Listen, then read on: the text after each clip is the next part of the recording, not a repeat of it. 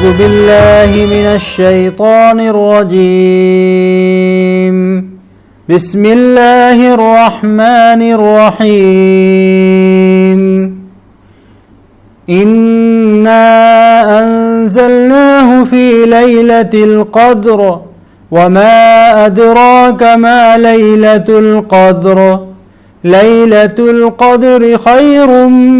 من 1000 شهر تنزل الملائكة والروح فيها بإذن ربهم من كل أمر سلام هي حتى مطلع الفجر صدق اللہ العظیم۔ بے شک ہم نے اس قرآن کو شب قدر میں اتارا ہے، اور تم کیا جانو کہ شب قدر کیا ہے؟ شب قدر 1000 مہینوں سے بہتر ہے۔ فرشتے اور جبریل اس رات میں اترتے ہیں اپنے رب کے حکم سے، اس کا ہر فرمان لے کر۔ یہ رات سرتاسر سلامتی ہے طلوع صبح تک۔ آپ کے سامنے قرآن مجید کی سورہ القدر کی تلاوت کی گئی ہے۔ یہ قرآن کی سورہ نمبر 97 ہے، جو مکی صورت ہے۔ یہ پوری کی پوری صورت ہی لیلۃ القدر کے بارے میں نازل ہوئی ہے۔ اس لیے آج ہماری گفتگو کا موضوع لیلۃ القدر یعنی شب قدر ہے۔ قدر یا تقدیر کا مطلب عربی زبان میں ہوتا ہے ڈیسٹنی،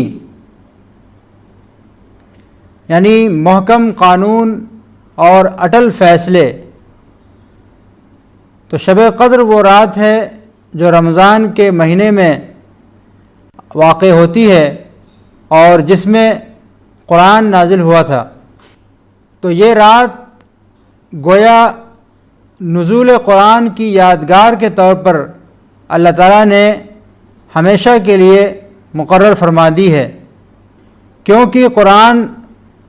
سب سے بڑی نعمت ہے جو انسان کو ملی ہے۔ قرآن کے بغیر انسان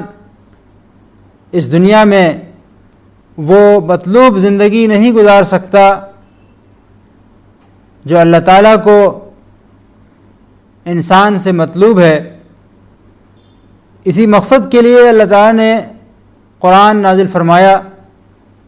تاکہ انسان اس کے رہنمائی میں چل کر دنیا اور آخرت دونوں جہان کی کامیابی حاصل کرے۔ لیلۃ القدر کے بارے میں عام طور پر لوگ یہ سمجھتے ہیں کہ یہ ایک مبارک رات ہے،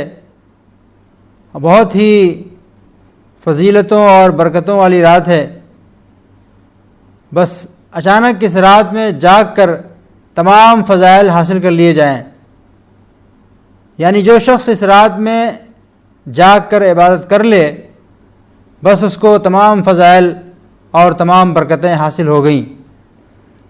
یہ سمجھنا درست نہیں ہے کہ اچانک کسی کو شب قدر مل جاتی ہے، بلکہ شب قدر کی تلاش کا سفر پورے سال جاری رہتا ہے۔ جو شخص پورے سال قرآن کے رہنمائی میں چلے، وہی وہ انسان ہے جس کو شب قدر کا حقیقی فائدہ نصیب ہوتا ہے۔ اسی لیے حدیث میں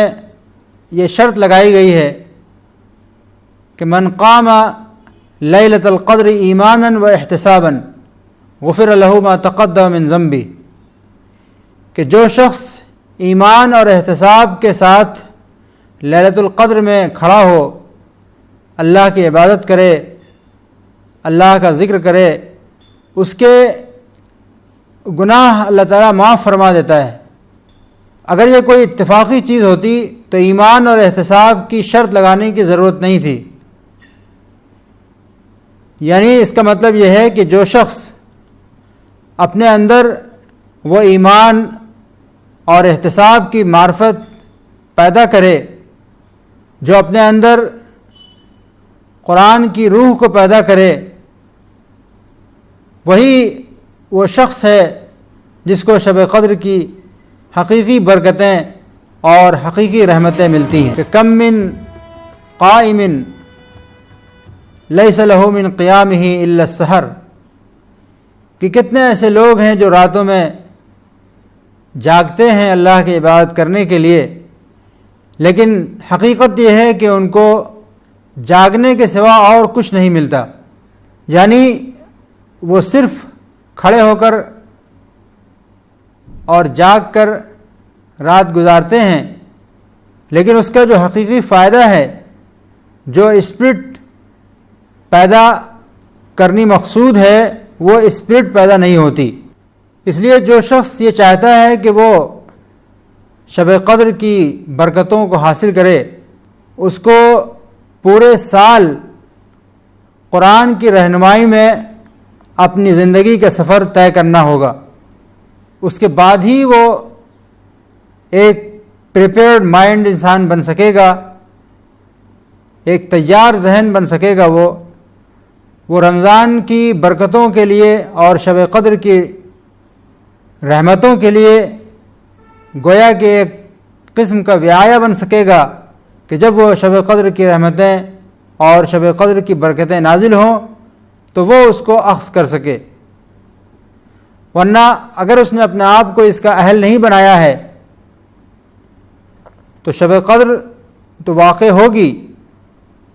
لیکن وہ اس کے فائدے سے محروم رہے گا، کیونکہ شب قدر کی جو ساری فضیلت ہے وہ صرف اس وجہ سے ہے کہ اس رات میں قرآن نازل ہوا تھا، گویا کہ اصل چیز قرآن ہے۔ اسی لیے ایک عالم نے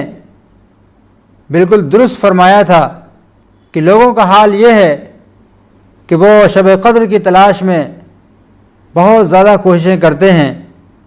اور اس رات میں بہت زیادہ وہ ایک قسم کی دھوم مچاتے ہیں، جس رات کی تعین کا کسی کو علم نہیں ہے، لیکن اس چیز کو وہ چھوڑ دیتے ہیں جس چیز کے نازل ہونے کی وجہ سے وہ رات شب قدر بنی تھی، یعنی قرآن۔ اگر ہم قرآن کو رہنما کی حیثیت سے اختیار کر لیں تو پھر ہمارا دن اور ہماری راتیں وہ بن جائیں گی جو اللہ کو مطلوب ہیں، ہمارے دن اور ہماری راتیں سب کے سب رحمتوں اور برکتوں سے مالا مال ہو جائیں گی۔ قرآن اس لیے نازل ہوا تھا کہ وہ ہم کو اللہ تعالیٰ کے تخلیقی نقشے سے باخبر کرے، خدا کا جو کریشن پلان ہے اس سے ہم کو باخبر کرے، کیونکہ ہم اس دنیا میں اتفاق سے نہیں آ گئے ہیں، بلکہ جو ہمارا خالق اور مالک ہے اللہ رب العزت، اس نے ہم کو ایک خاص اسکیم کے تحت، ایک خاص منصوبے کے تحت اس زمین پر بسایا ہے۔ قرآن اسی منصوبے کا اعلان ہے، قرآن اسی خدا کی منشا کا اظہار ہے، تاکہ ہم خدا کی اس مرضی کو اپنائیں اور دوسرے انسانوں تک خدا کے اس پیغام کو پہنچائیں۔ اس میں کوئی شک نہیں کہ شب قدر کی بہت زیادہ اہمیت اور بہت زیادہ فضیلت ہے، جیسا کہ خود قرآن کریم میں ارشاد ہوا ہے کہ لیلۃ القدر خیر من الف شہر، کہ یہ 1000 مہینوں سے زیادہ بہتر رات ہے، لیکن یہ برکتیں اور رحمتیں اسی انسان کو مل سکیں گی جو اپنے اندر قرآن کی اسپرٹ کو بیدار کرے، جو قرآن والی اسپرٹ اپنے اندر پیدا کرے۔ جس شخص کے اندر قرآن کی اسپرٹ ہوگی اس کے اندر اللہ کا خوف ہوگا، اس کے اندر انسانوں سے محبت ہوگی، اس کے اندر آنیسٹی اور امانت داری ہوگی، اس کے اندر دیانت داری ہوگی، اس کے اندر تقوی ہوگا، اس کے اندر انسانیت ہوگی،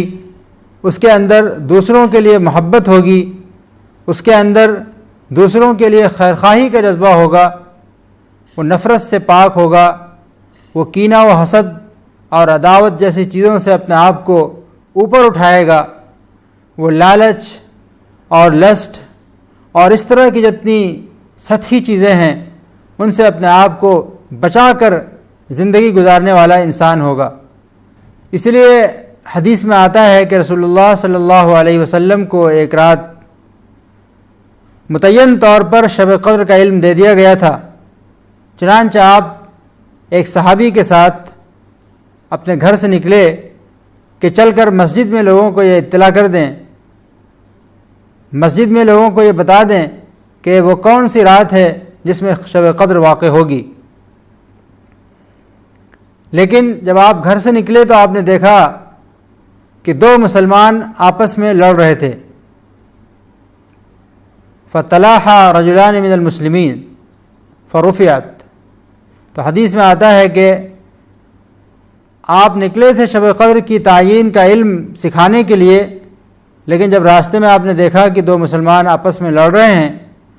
تو اللہ تعالیٰ نے اس علم کو ہی اٹھا لیا۔ یہ بہت زیادہ سوچنے کی بات ہے کہ شب قدر جیسی عظیم نعمت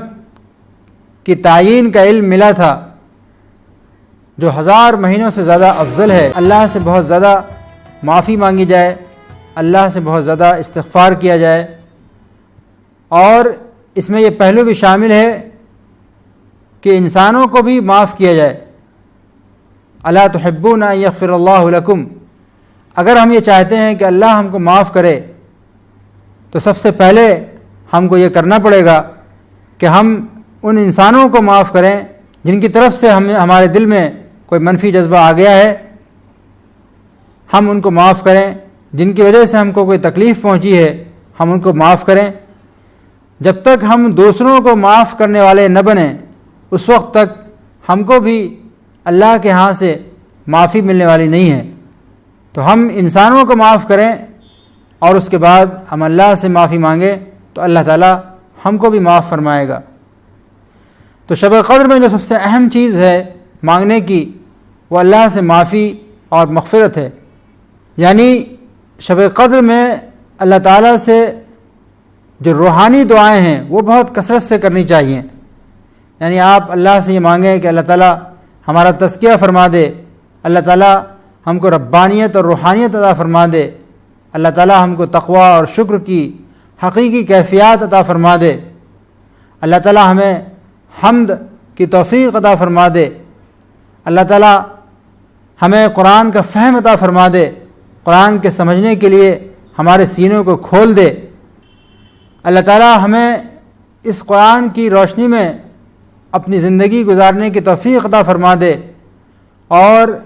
اس قرآن کو دوسرے انسانوں تک پہنچانے کی توفیق اور ہمت عطا فرما دے، اللہ تعالیٰ ہمیں دعوت کی توفیق عطا فرما دے اور خود بھی اس پر چلنے کی توفیق عطا فرما دے۔ یہ سب باتیں شب قدر میں مانگنے کی ہیں۔ تو گویا شب قدر یہ عہد کرنے کی رات ہے، اللہ تعالیٰ سے یہ عہد کرنا کہ تو نے جو کتاب ہم کو عطا فرمائی ہے ہم اس کی پوری قدر کریں گے اور اپنی زندگی کو ہم اسی کی رہنمائی میں چلائیں گے۔ ہم خود اپنی زندگی کو قرآن کے رہنمائی میں چلائیں گے اور قرآن کے پیغام کو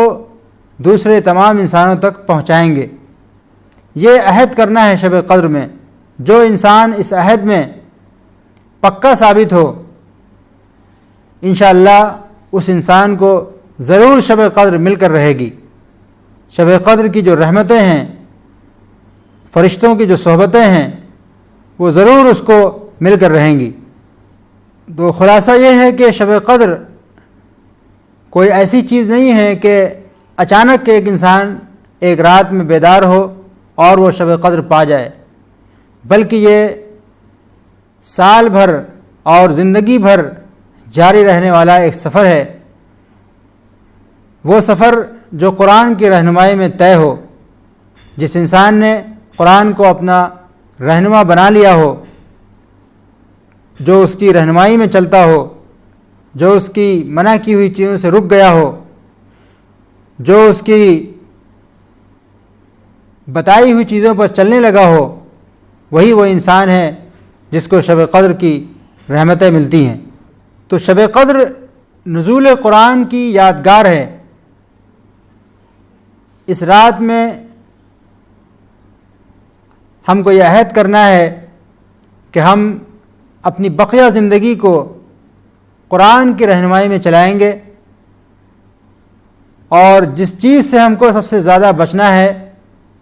وہ منفی ذہنیت ہے، کیونکہ آپ کو معلوم ہے کہ حدیث کے مطابق اسی منفی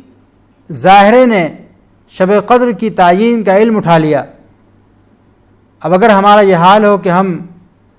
مسلسل طور پر ٹکراؤ میں جیتے ہوں، تشدد ہمارے مزاج میں ہو، انتقام اور حسد اور نفرت ہمارے سینے میں ہو، تو کیسے ہم کو شب قدر مل سکتی ہے؟ شب قدر کے لیے وہ سینہ چاہیے جو نفرتوں سے پاک ہو، جس میں خیر خواہی ہو، جس میں محبت ہو، جس میں ہمدردی ہو۔ تو ہمیں اس بات کا عہد کرنا ہے کہ ہم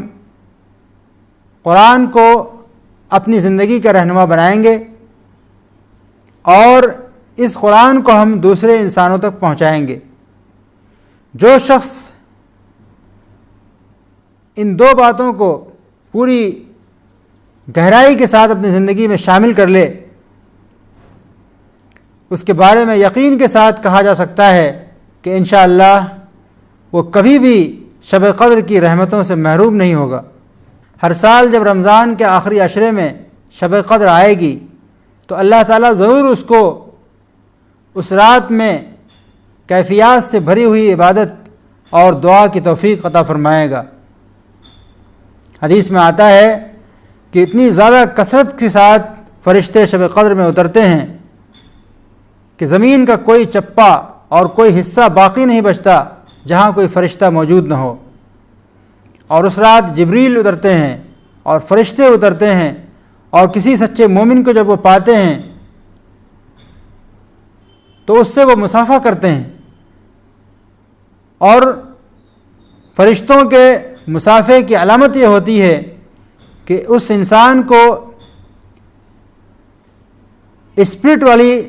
عبادت ملتی ہے، اس کے آنسو جاری ہو جاتے ہیں، اس کے اندر ربانی کیفیات پیدا ہوتی ہیں، اس کو وہ عبادت ملتی ہے جو عبادت روح سے بھری ہوئی ہوتی ہے۔ اس کا جاگنا صرف جاگنا نہیں ہوتا، بلکہ اس کا جاگنا خدا کی یاد میں جاگنا بن جاتا ہے۔ تو اس لیے رمضان کے یہ مبارک ایام چل رہے ہیں، اور یہ آخری عشرہ جس میں کہ شب قدر ہے، ہم کو چاہیے کہ ہم بہت زیادہ اہتمام کے ساتھ گزاریں۔ آخری عشرے کی زیادہ سے زیادہ راتوں کو ہم جاگیں، ہم دعا کریں، ہم قرآن کی تلاوت کریں، تاکہ اللہ تعالی ہم کو شب قدر کی رحمتوں سے مالا مال فرمائے، کیونکہ رسول اللہ صلی اللہ علیہ وسلم نے فرمایا ہے کہ شب قدر کو رمضان کے آخری عشرے کی راتوں میں تلاش کرو، جس کو طاق راتیں کہا جاتا ہے۔ تحروا لیلۃ القدر فی الوتر من العشر الاواخر من شہر رمضان۔ تو رمضان کا یہ آخری عشرہ شب قدر کی تلاش کا عشرہ ہے، ہم کو اس میں شب قدر کو تلاش کرنا ہے، اور ہمیں اس بات کی تجدید کرنا ہے کہ ہم قرآن کے ساتھ اپنے رشتے کو جوڑیں گے۔ ہم قرآن کی نہ صرف تلاوت کریں گے بلکہ ہم اس کو سمجھ کر پڑھیں گے اور اس کے مطابق اپنی زندگی گزارنے کی کوشش کریں گے۔ اور جن لوگوں تک خدا کا یہ پیغام اور خدا کا یہ کلام نہیں پہنچا ہے، ہم اس بات کا عہد کریں گے کہ ہم ان تک بھی اللہ کا پیغام پہنچائیں، تاکہ وہ بھی اللہ کی رحمتوں میں حصے دار قرار پائیں۔ وآخر دعوانا الحمد للہ رب العالمین۔